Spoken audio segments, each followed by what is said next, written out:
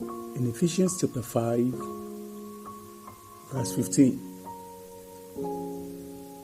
the believer is commanded therein to learn to walk in wisdom, because the days are evil. God delights in giving wisdom to his own. Therefore, there is room to accessing the wisdom of God. If you want wisdom, you will discover that we have ample examples in the scripture. For example, the scripture tells us that Solomon, in his own time, prayed for wisdom, and God gave him wisdom. He requested that God would give him wisdom to be able to administer the millions of people that God had commanded him to lead as a king. And the Lord granted him that which he requested. In James chapter 1, verse 5 to 6, the scripture says, if any of you lack wisdom, let him ask of God, that giveth to all men liberally, and upbraideth not, and it shall be given him. But let him ask in faith, nothing wavering. For he that wavereth is like a wave of the sea, driven with the wind and tossed. Beloved, if you think you need wisdom, and we all need wisdom, there is room for the asking. Let's go to God in prayers. We can access the wisdom of God through prayers. We can pray, we can talk to him. We need wisdom in times like this. We are not as wise as the enemies that are looking for us. We are not as wise, we are not as strong as the agent of darkness all around us. But the wisdom of God can make us wiser. And that is the essence of us asking. When God grants us his wisdom, we are wiser, we are better, we are stronger on all fronts.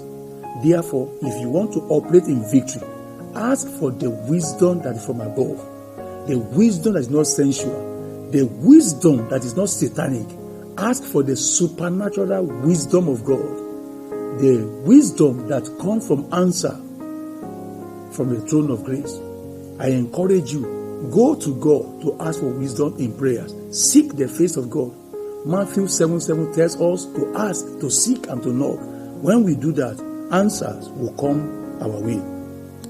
Furthermore, if you are going to access the wisdom of God, you must be open to instructions and corrections. You are going to receive access to the wisdom of God. You must be open to instructions and corrections. In 2 Timothy chapter 3, verse 16 to 17, the scripture tells us that all scripture is given by inspiration of God and is profitable for doctrine, for reproof, for correction, for instruction in righteousness, that the man of God may be perfect, may be mature, thoroughly furnished unto all good works. If you want to be a mature child of God, you must be open to instruction. You must be open unto correction. Anyone who is not ready for correction cannot be wise. Anyone who is not open to instruction cannot be wise. No man is an island unto himself in matter of wisdom. Therefore, you must be open to the various means that God will use to instruct you and to make you wise in the things of life and in the things of God. Be open to instructions. The instructed surely will become wiser. The one who is open to correction also will become wiser in the things of life. Last but not the least for my end is that wisdom could be accessed by impartation, with the laying of hands, with the impartation by the Spirit. When somebody lays his hands upon you, particularly men called and ordained by God, men who minister to us, they impart grace, they impart spirit. It was said of Joshua in Deuteronomy 34, verse 9. Deuteronomy 34, verse 9. The Bible says, now Joshua, son of Nun, was full of the spirit of wisdom. Why? Moses had laid his hands on him. Through the laying of hands of Moses on Joshua, the spirit of wisdom rested upon him. That's what the Bible says. Also, in Numbers chapter 27, verse 18, the scripture says the same thing. The Lord replied, take Joshua, son of Nun, who has the Spirit in him, and lay your hands upon him.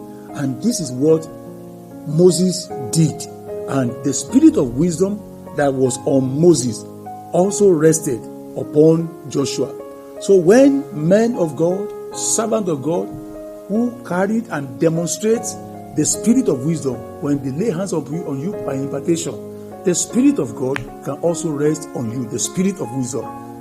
So you have seen people who operate around servants of God, the kind of wisdom they exhibit, simply because a dose of that grace has already fallen upon those who work around them, who assist them to do the work of the ministry.